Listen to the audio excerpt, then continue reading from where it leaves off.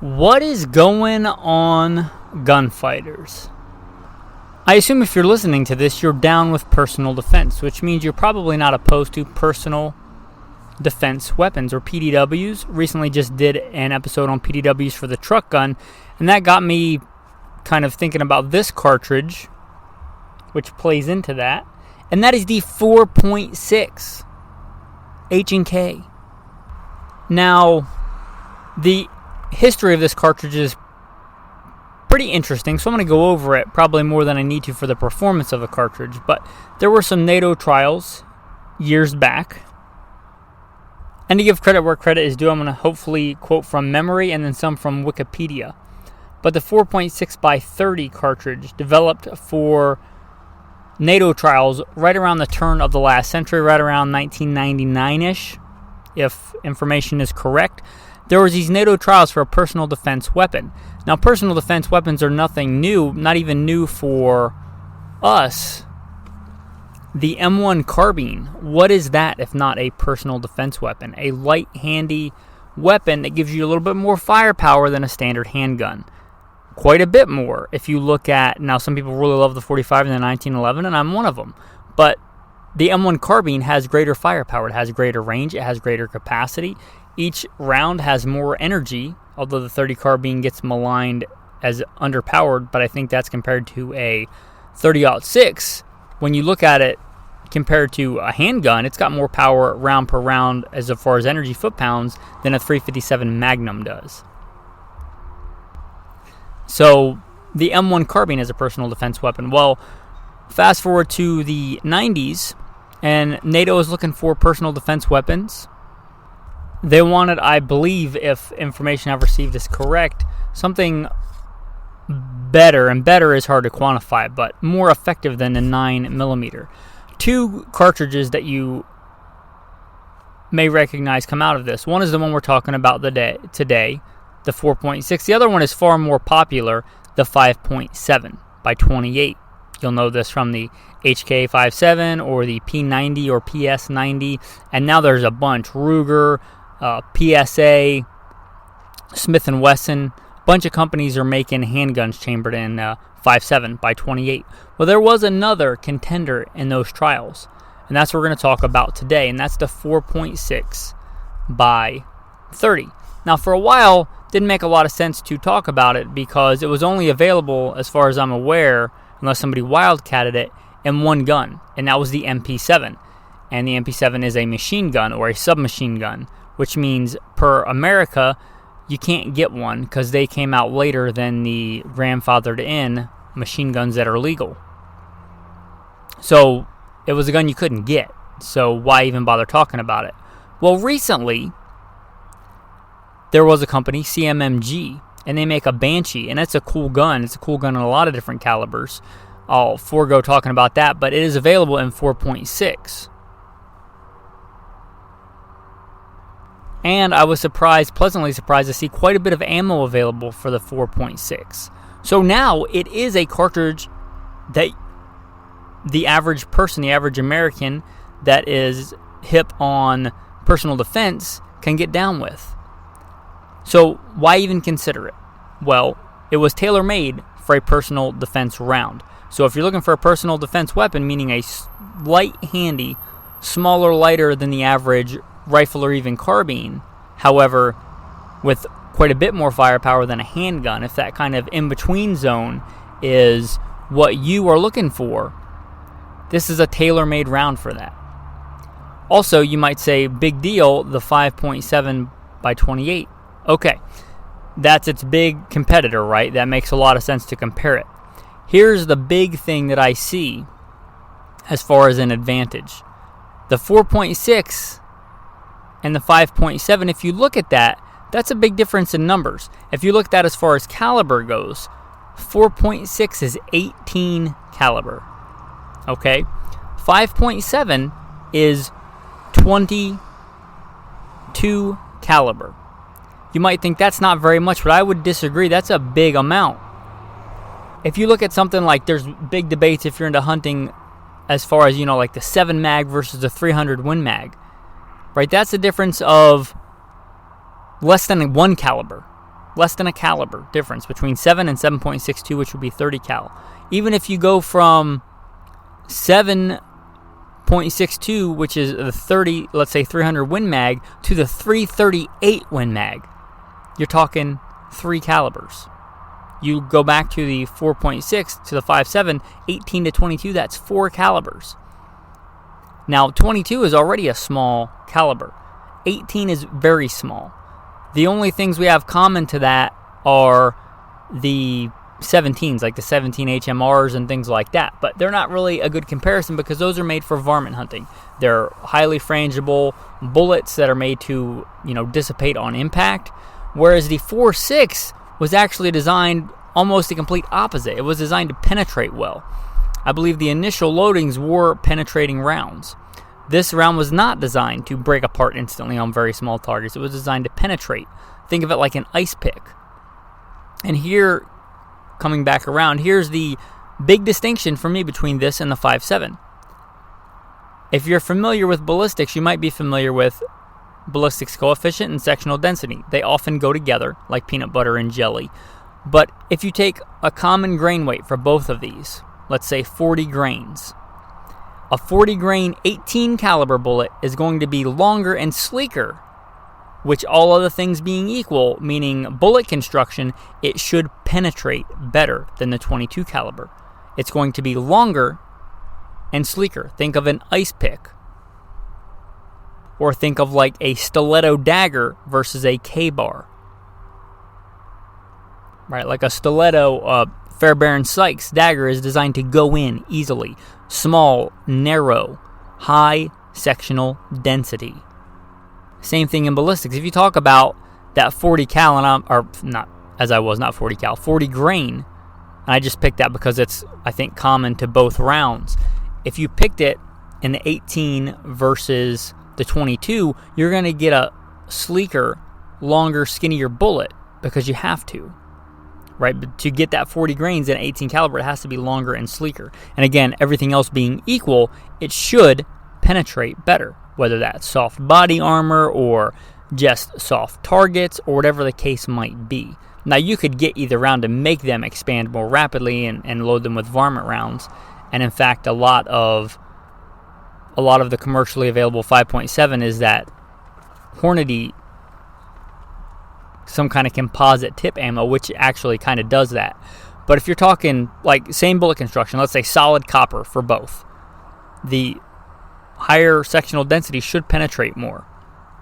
And you're talking about not very powerful rounds, right? These rounds are nowhere near as powerful as something like a 223, which is an intermediate cartridge to start with, which is not very powerful compared to even a 30-30 or, the 7.62 by 51 NATO, the 308, or the 30-06. It's underpowered compared to that, and this is very underpowered compared to the 5.56.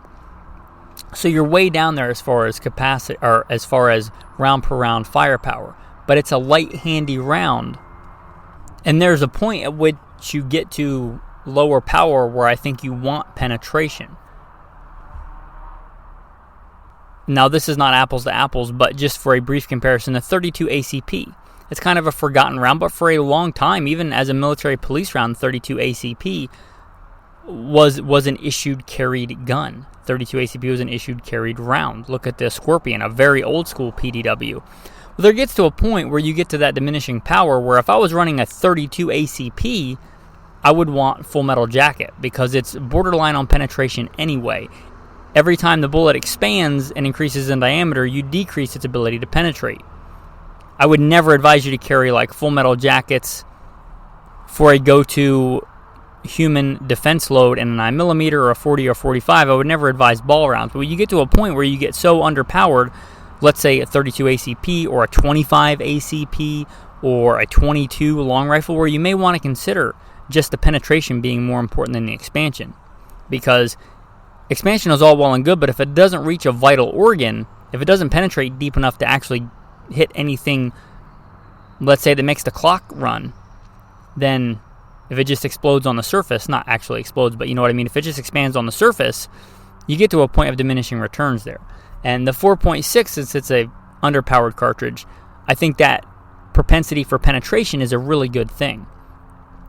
Also, a big advantage of this over like a pistol round like the 5.7 is it's lightweight. A lot of people into preparedness and things like that, and that's myself as well, myself included.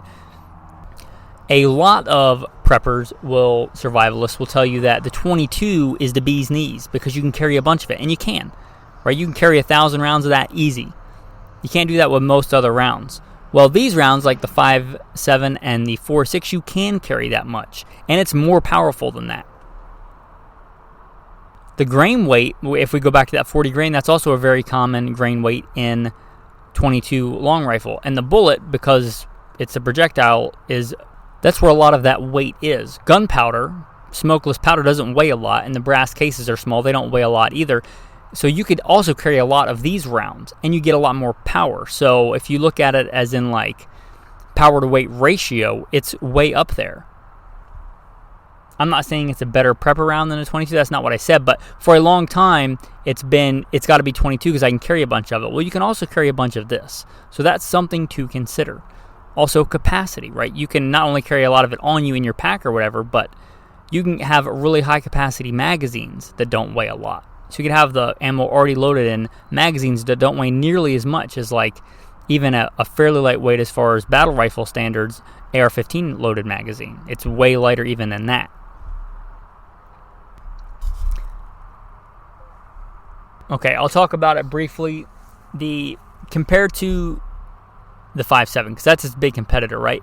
The 5.7 has become more popular. Right now, the only gun I'm aware of this being chambered in is the CMMG Banshee, and by all accounts, it's a very good gun, a very good PDW, I would reckon.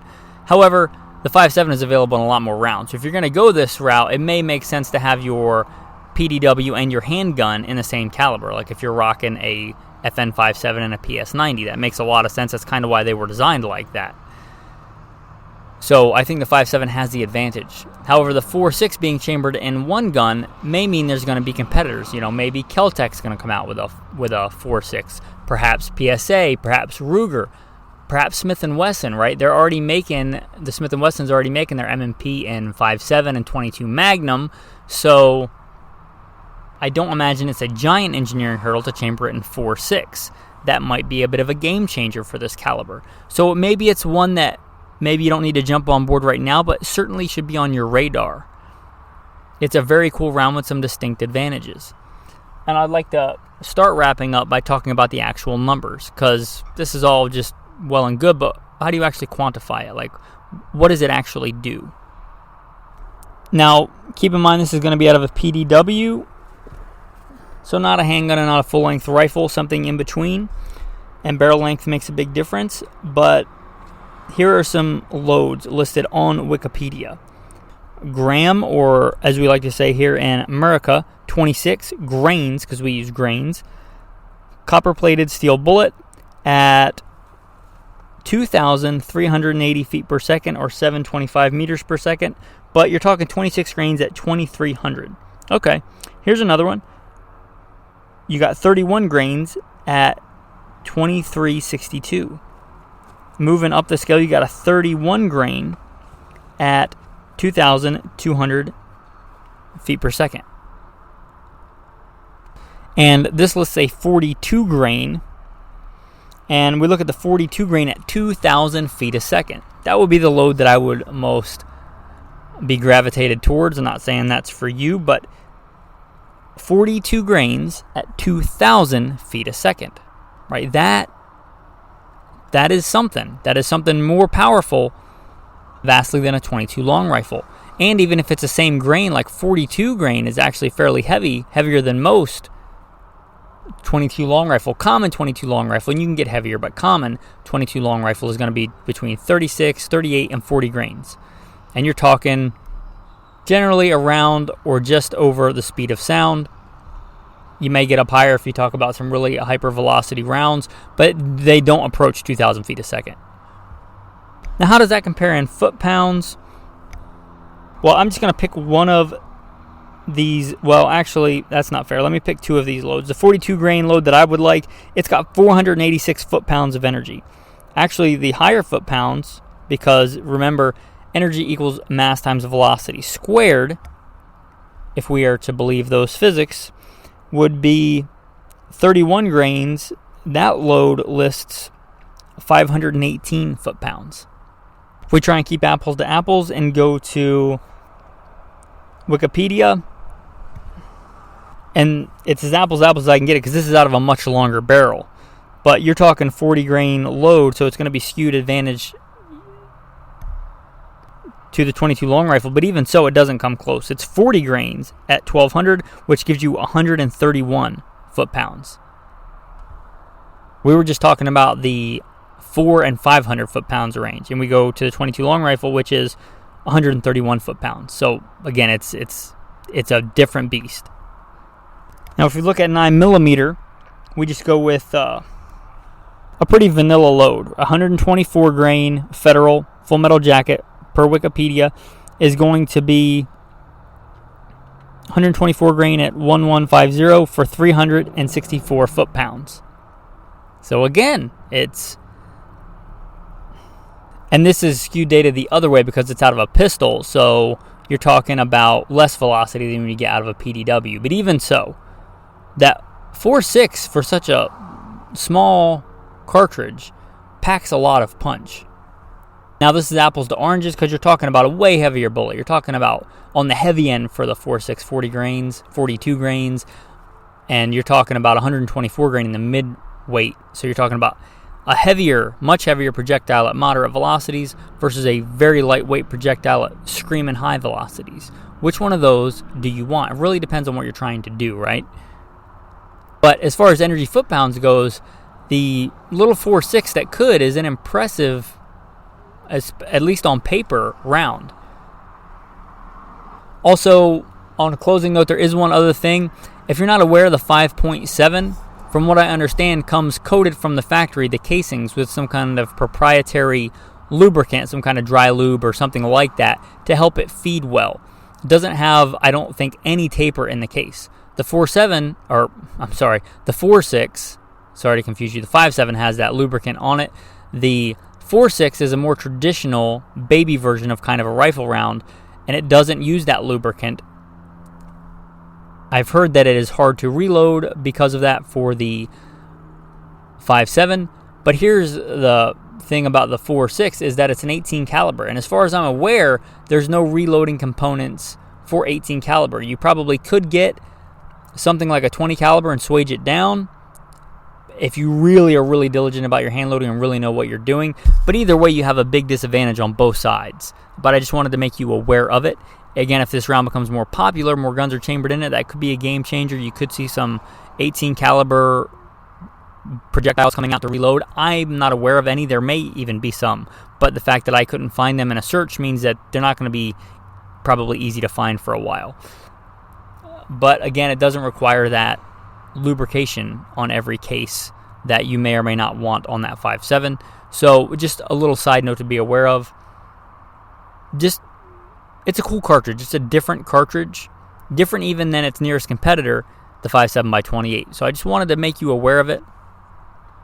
With that, the tactical tip of the day. I think I've mentioned this before, but it's been a while. We talked about fighting knives in this episode as a comparison. We talked about the stiletto or the Fairbairn Sykes or something like that. Now that's an OG PDW. That's an old school personal defense weapon, right? A dagger. As old school as almost you can get back until you get back to sticks and rocks. Tactical tip is I generally conceal carry a handgun and I carry a strong side hip. So I generally carry a fixed blade knife that could be used for defense. It's not my primary, but it could be used for defense. I carry a fixed blade knife on my offside. So if my gun is on my 3 o'clock, my knife is on my 9 o'clock, if that makes sense. That way I have a defensive option on both sides. If I get knocked over, I'm pinned down, if you've ever done any ground fighting, and somebody is on top of me, pummeling me, and my gun is pinned between me and the ground and I can't get it out, right? I have a defensive option, a get-off-me tool on my other side. It makes sense to me to have my secondary defensive option on my opposite side of my body. You should be, as a warrior, well-versed in training, shooting, fighting with both hands. That's your tactical tip of the day, your tactical verse of the day. talking about blades. For the word of God is quick and powerful and sharper than any two-edged sword, piercing to the dividing asunder of soul and spirit, and of joints and marrow, and is a discerner of the thoughts and intents of the heart. Hebrews 4:12.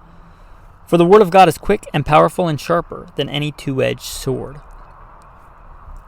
You ever just open the word of God and are studying the word of God and it just hits you? Just harder than any earthly weapon could hit you. Just bam. Ever open the Bible and it's exactly what you needed to hear? It was exactly the wisdom for you in your life? Yeah. Almost like God knows what you're thinking? Yeah, He does. He knows every thought and intent of the heart. We see that here in this passage. Discerner of the thoughts and intents of the heart. In the beginning was the Word. This is a different passage. This is the beginning of the Gospel of John. In the beginning was the Word, and the Word was with God, and the Word was God. The Word. That.